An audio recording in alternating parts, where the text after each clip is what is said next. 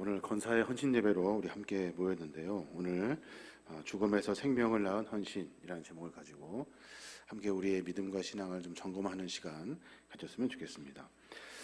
오늘 권사의 헌신 예배로 함께 모였는데, 이 헌신이라는 문자, 그 단어 그대로 몸을 드린다라고 하는 그런 뜻이죠.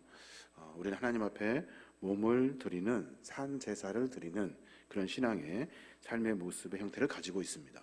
바울이 로마서 12장 1절에 그렇게 말해요. 너희 몸을 하나님이 기뻐하시는 거룩한 산 제물로 드리라. 이는 너희가 드릴 영적 예배니라 그래요.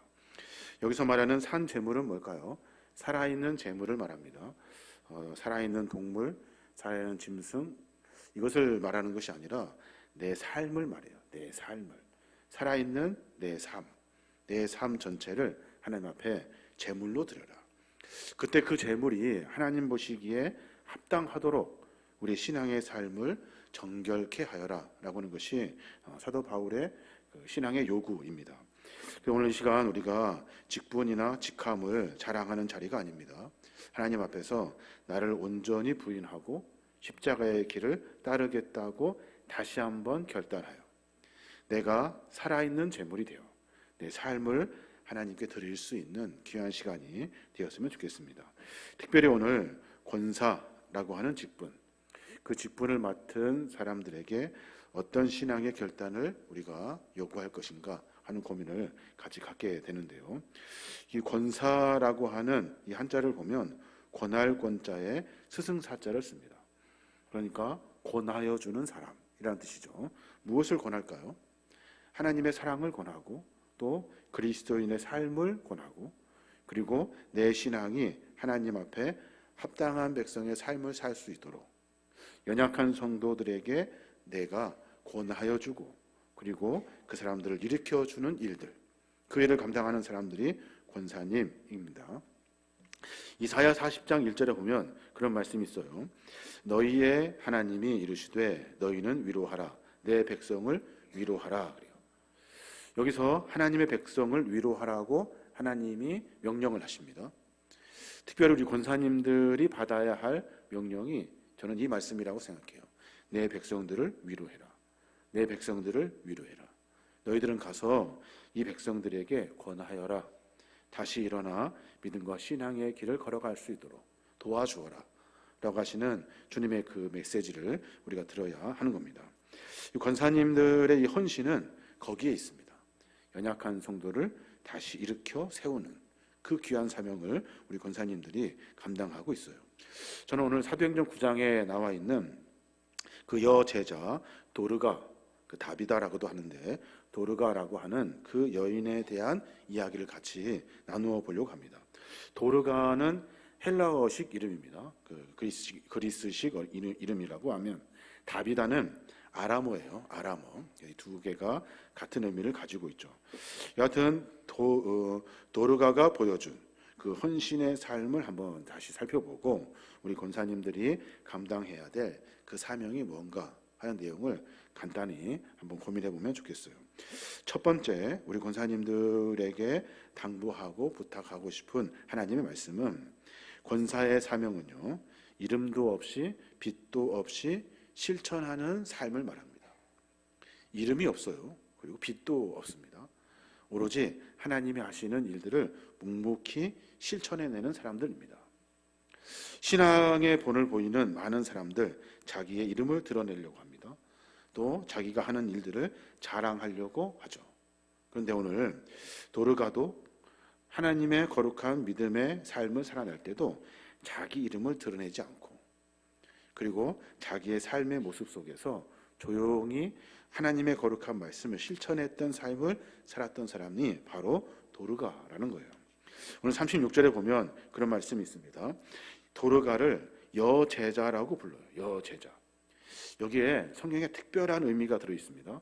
여성을 제자라고 호칭한 적이 없습니다. 오늘 처음으로 한 거예요. 도르가를 여제자라고 불러요. 한 번도 그런 일이 없는데 그는 하나님의 제자다, 그리스도의 제자다라고 칭하고 있는 겁니다. 사도들과 같이 제자라고 하는 영광스러운 호칭을 그가 받게 돼요. 예수님을 만난 적도 없고 또 신학적 지식을 가진 사람도 아닙니다. 그런데 그는 대중 앞에 화려한 설교할 수 있는 사람도 아니에요.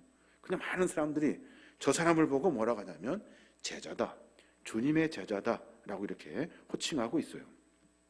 그 이유를 아주 명확하게 설명해 주고 있는데 36절에 보면 선행과 구제하는 일이 심히 많더니 그래요. 그를 딱 보니까 선행과 구제하는 일들이 참 많대요. 그러니까 도르가는 하나님의 말씀을 듣고 주님의 제자로 주님이 어떻게 사셨는지를 깨닫고 삶을 살았대요. 선행과 구제하는 일들을 하며 살았대요. 그럼 그가 했던 구제는 도대체 뭘까요? 선행은 뭘까요? 도르가가 살았던 지역은 욥바라고 하는 항구 도시입니다. 이 항구 도시에는 고기잡이를 나갔다가 풍랑에 남편을 잃은 과부들과 고아들이 유독 많았던 동네래요. 또 도르가는 비교적 부유했던 여인인데 그 여인이 다른 사람들을 보고 그냥 지나치지 않았대요. 자기의 재물을 자기가 할 수 있는 일들을 찾아서 그를 조용히 돕는 일, 그 일을 감당했대요. 특별히 한 일이 뭐냐면 자기가 시장에 나가가지고 실과 그 바늘을 삽니다. 실과 바늘을 사가지고 손수 바느질을 해요. 바느질을 해서 천을 만들고 그리고 그 천을 가지고 겉옷과 속옷을 만들어요. 그래서 과부들에게 나누어 주고 어려운 이들에게 그것을 나누어 주었대요. 헐벗고 굶주린 사람들에게 나누어 주는 일들을 했대요. 그 헌신이야말로 진정한 헌신이죠.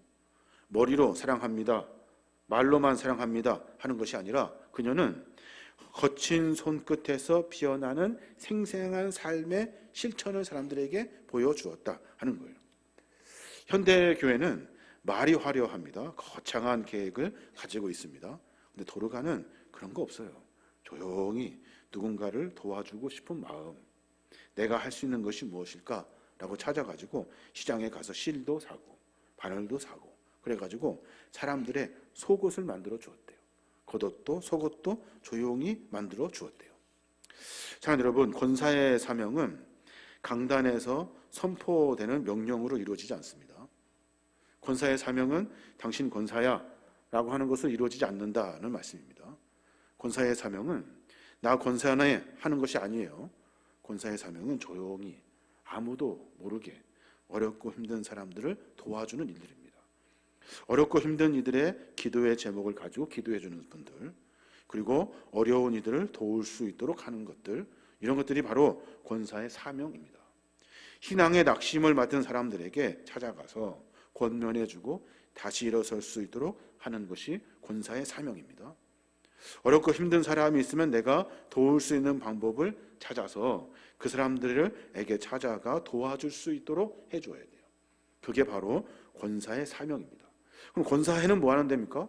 권사회는 그런 이야기를 서로 나누는 곳이 되어야 돼요. 이런 분 어렵습니다. 이런 일들이 있습니다. 어려운 고민들이 있습니다.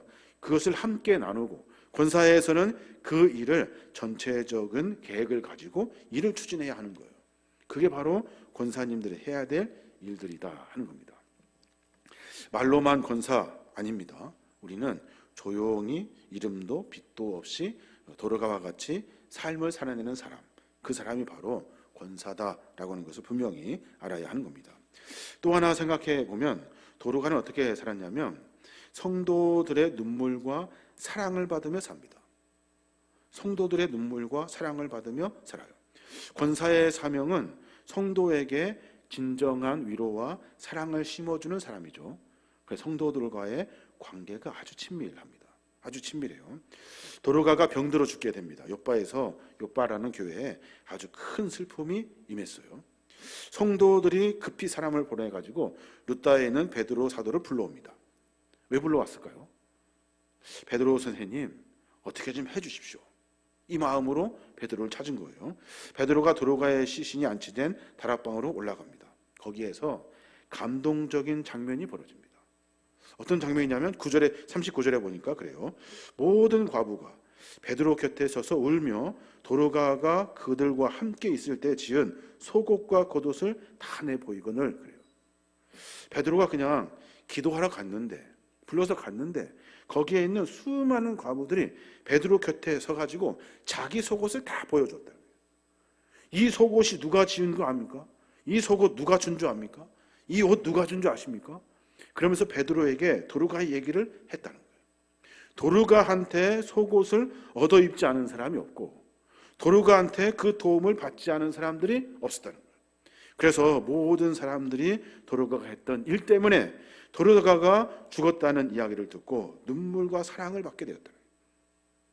누군가의 도움을 주고 그로 하여금 감사와 은혜를 만난다는 것 참 귀한 일입니다. 성도와의 관계가 그래야 하는 거죠. 과부들이 베드로에게 억지로 슬픔을 꾸며내는 것이 아닙니다. 도르가가 생전에 자기들을 위해서 지어준 속옷과 겉옷을 내보이면서 통곡한 거죠. 사도님, 베드로 사도요, 이 옷 좀 보십시오. 도르가가 저를 위해서 밤새 지어준 옷입니다. 단순히 그냥 구호품만 전달해 준 것이 아니라 이 속옷에서 그녀의 사랑이 있습니다. 이 겉옷에서 그녀의 마음이 있습니다. 제발 부탁인데 그녀를 좀 살려주십시오. 그렇게 베드로에게 간청했다 하는 겁니다. 권사님들 그렇고 장로님도 그렇고 직분을 맡은 사람들은 이 성도의 눈물을 받아야 돼요. 눈물, 감사와 눈물이 있어야 한다 하는 겁니다. 이 눈물과 사랑을 받는 헌신이 우리 안에 있어야 돼요. 그래야 함께 믿음의 공동체를 이루어갈 수 있습니다. 누군가를 위해서 내가 일할 때 누군가는 나를 위해서 눈물을 흘려주고 누군가가 나에게 그 사랑을 다시 전달해 준다 하는 겁니다. 도르가는 그런 삶을 삽니다. 사랑하는 권사님, 권사 여러분, 우리가 하나님 앞에 부름받은 그날 한번 생각해 보십시오.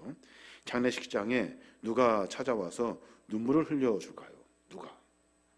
누가 나를 위해서 눈물을 흘려줄까요? 교회에서 어떤 직분을 맡았다고 얼마나 많은 헌금을 했는가 삶 속에서 증명하는 것이 아닙니다. 내가 무슨 지위를 얻고 무슨 일을 하고 하는 것이 중요한 것이 아니에요. 성도들이 그 권사님을, 직분자들을 어떻게 생각해 줄까? 어떤 마음으로 대해 줄까? 하는 것을 생각하셔야 된다. 얼마나 많은 영혼들을 위해서 눈물로 기도했는지 수많은 영혼들이 그 권사님을 위해서, 도르가를 위해서, 믿음의 사역자들을 위해서 안타까운 마음으로 사랑의 눈물을 흘려준다 하는 거예요. 그것을 받으며 사는 사람들이 사명자들이죠.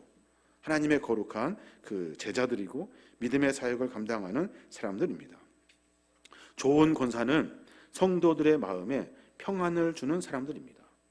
그 평안을 받은 사람들이 또다시 사랑을 베풀어주는 그 선순환이 우리 믿음과 신앙의 삶 속에서 있어야 하는 거죠. 사명을 맡은 자로서 숨어 삽니다. 내가 지금 무슨 사명을 맡았는지도 모르고 내가 뭘 해야 될지도 모르고 내가 하기가 너무 어렵고 귀찮고 힘들으니까 숨어요. 그러면 절대 그 사랑을 받을 수가 없어요. 주님이 나를 부르신 이유도 마찬가지입니다. 주님이 나에게 그 사명 맡기신 이유도 마찬가지입니다. 그분 그렇게 사셨어. 그분 그렇게 우리에게 헌신해 주셨어.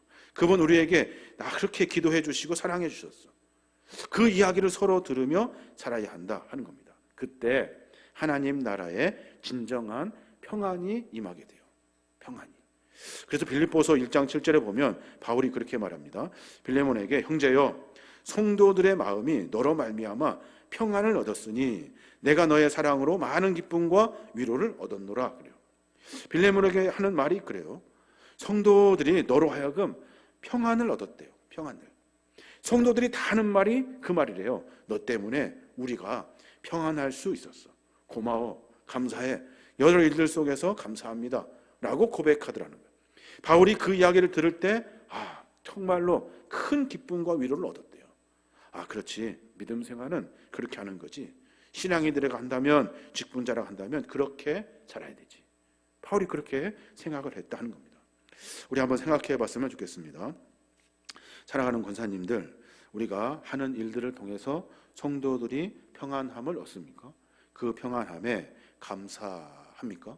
그 평안함 때문에 우리에게 은혜를 얻었습니다 라고 말해주냐는 거예요. 그 말을 들을 수 있도록 우리의 신앙의 삶을 정비해야 돼요. 그것이 우리를 부르신 하나님의 궁극적인 목적이에요.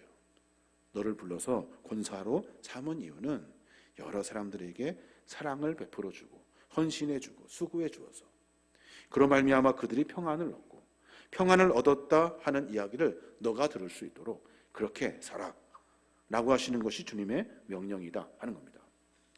한 가지만 더 생각해 보면 권사의 사명을 감당할 때 분명히 가져야 할 중요한 가치가 있습니다. 그것이 뭐냐면 죽음에서 생명을 낳는 일입니다. 죽음에서 생명을 낳는 일. 이 말은 무슨 말일까요? 권사님들의 헌신을 통해서 죽은 영혼들이 살아납니다. 죽은 영혼들이 살아나 다시 교회를 부흥하게 되는 생명의 원천을 만나게 되더라 하는 겁니다. 오늘 이야기를 쭉 보면서 저는 이 이야기의 핵심을 다비다, 그러니까 드보라가 일어났다, 다시 살아났다 하는 거에 관심이 있어요. 그가 다시 살아났어. 와, 대단하다. 베드로를 통해서 하나님께서 그렇게 역사하셨구나. 저는 그렇게 쉽게 이해를 했습니다. 근데 하나님의 뜻은 거기에 있지 않아요. 다비다야 일어나라 했단 말이에요. 다비다가 일어납니다. 그래서 어쩌라는 거예요? 다비다만 살아났습니까? 아니요. 욥바에 있는 많은 사람들이 다비다가 살아난 것을 봅니다. 모든 사람들이 살아났으면 했는데 진짜 살아났어요. 이제는 다비다가 베풀어 주었던 사랑과 헌신의 삶을 모두가 다 같이 삽니다. 그랬더니 욥바에 있는 수많은 사람들이 그리스도인이 되고요. 거기에 있는 수많은 지역마다 하나님의 사랑이 펼쳐지게 되더라 하는 거예요. 다비다가 살아나니까 수많은 사람들이 그 안에서 믿음의 일들을 만나게 되더라 하는 거예요. 42절에 보면 이렇게 기록합니다. 온 욥바 사람이 알고 많은 사람이 주를 믿더라. 그걸 알고 많은 사람들이 주를 믿었대요. 사랑하는 권사님들, 그리고 여기 모인 우리 모두가 다 살아나셔야 돼요. 내가 살아나야 돼요. 내가 내 믿음과 내 신앙이 살아나야 돼요. 내가 다시 새로워져야 됩니다. 그때 어떤 일이 벌어지냐면 나를 통해 많은 사람들이 내가 새로워짐을 깨닫고 하나님께 은혜를 받으면 내가 새로워질 수 있구나. 내가 다시 생명을 얻을 수 있구나. 라고 하는 그 일들을 통해 교회가 부흥하는 일들이 일어나고 가는 곳곳마다 많은 사람들이 주를 믿게 되고 하나님의 헌신과 수고로 말미암아 죽어갔던 영혼들이 다시 생명을 나타나는 거예요. 그 일들로 하여금 하나님의 역사가 일어나게 되더라 하는 겁니다. 진정한 헌신은 뭘까요? 땀 흘리는 것일까요? 아니면 하기 싫은 거 억지로 하는 걸까요? 수고하는 걸까요? 헌신은 거기에 있지 않습니다. 진정한 헌신은 생명을 낳습니다. 생명을. 내가 하는 수고를 통해서 다른 사람들이 살아납니다. 마치 드로가가 살아났던 것처럼 그로 말미암아 많은 사람들이 그래 이제 그렇게 살자. 우리 저 사람처럼 살자. 라고 하는 생명의 씨앗이 사람들에게 심겨졌다 하는 거예요. 그게 신앙의 삶이다 하는 겁니다. 우리의 헌신이 그냥 말로만 그쳐지고 맙니다. 밑빠진 독에 물을 붓는 것처럼 헛되어 보일 수 있습니다. 우리가 도대체 무엇을 헌신해야 되지? 무엇을 말해야 되지? 그냥 와서 특송 한번 하고 끝나는 것이 아닙니다. 우리의 신앙을 다시 정비해야 돼요. 내가 주 앞에 어떻게 살 것인가? 아니, 그 먼저 주님이 왜 나를 부르셨는가? 왜 나를 불러 권사로 삼아주셨는가? 왜 나를 불러서 그 일을 맡겨주셨는가? 땀 흘리라고? 헌신하라고? 하기 싫은 거 억지로 하라고? 아니요. 나를 통해 죽어가는 영혼들이 살아날 수 있도록 네가 수고해주고 그리고 권면해주고 다시 일으켜주고 그 일들을 감당하라고 우리를 불러주신 겁니다. 권사는 직분 안에 지위가 아닙니다. 어떤 지위가 아니라고요. 권사의 사명은 어렵고 힘든 일들 조용히 돕는 일, 사명을 감당하는 것, 그것이 우리가 해야 될 일입니다. 오늘 권사 여러분들 그리고 여기 모인 우리 모두가 다 그런 믿음의 신앙을 가졌으면 좋겠어요. 도르가와 같이 우리가 걸어가야 할 참된 헌신의 길이 무엇인가 한번 깊이 생각해 봐야 하는 겁니다. 헌신 예배를 드리는 권사님 한 분 한 분 모두가 다 우리 교회에 도르가가 되어야 하는 거예요. 그래서 하나님이 원하시는 믿음과 신앙의 길을 걸어가야 하는 겁니다. 우리의 공동체가 평안을 누릴 수 있도록 내가 어떻게 하면 그 일을 감당할 수 있을까 하는 거죠. 비판하고 지적하고 하는 것이 아닙니다. 서로 함께 하나님의 공동체를 만들어 가는 거죠. 권사님들 안에 그리고 성도님들 안에 가끔 그런 얘기를 듭니다. 그 권사님의 어떤 일을 안 맡은 사람이 없고 안 당한 사람이 없고 또 그 권사님의 도움을 안 받은 사람이 없을 만큼 권사님이 그렇게 많은 사람을 도와주었대요. 누구라고 말하긴 그렇지만 그런 일들이 조금씩 교회 안에 차고 넘치게 됩니다. 그때 그 교회는 은혜가 풍성하고 평안이 넘치는 교회가 되는 거죠. 권사님들 각자가 그런 삶을 사는 겁니다. 나 권사네 라고 조용히 사는 것이 아닙니다. 매 순간마다 헌신과 수고를 통해 믿음의 사명을 감당하는 거죠. 그게 우리가 해야 될 일들입니다. 오늘 권사님들 여러분들의 믿음과 신앙을 먼저 정비하십시오. 기도가 부족하면 기도의 자리에, 내 마음에 말씀이 부족하면 말씀의 자리에, 내가 누구를 도울 수 있는 용기가 부족하면 용기의 자리에, 그로 말미암아 하나님의 교회를 평안한 공동체로, 하나님의 사랑을 만나는 공동체로, 영적 어머니들이 되어주어야 합니다. 그게 우리가 해야 될 일이에요. 그 일을 통해서 우리 광주 계림교회가 더 풍성한 평안을 누리고 기뻐하고 부흥하는 그런 교회가 되기를 주님의 이름으로 축복합니다. 아멘. 기도하기 하나님 감사합니다. 부족한 저희들 사랑하여 주시고 권사의 헌신 예배를 통해서 도로가의 아름다운 헌신을 마음에 새기게 하심에 감사합니다. 늘 언제나 하나님의 거룩한 백성으로 도로가와 같은 따뜻한 심장과 부지런한 손길을 통해서 하나님 이름도 없이 빛도 없이 교회를 섬기며 나아가는 우리 모두가 될 수 있도록 우리 아버지 인도하여 주시옵소서. 아멘. 하늘에 계신 우리 아버지여, 이름이 거룩히 여김 받으시오며 나라의 마옵시며 뜻이 하늘에서 이루어진 것 같이 땅에서도 이루어지이다. 오늘날 우리에게 일용할 양식을 주시옵고 우리가 우리에게 죄진 자를 사해준 것 같이 우리 죄를 사하여 주시옵고 우리를 시험에 들게 하지 마시옵고 다만 악에서 구하시옵소서. 나라와 권세와 영광이 아버지께 영원히 있사옵나이다. 아멘.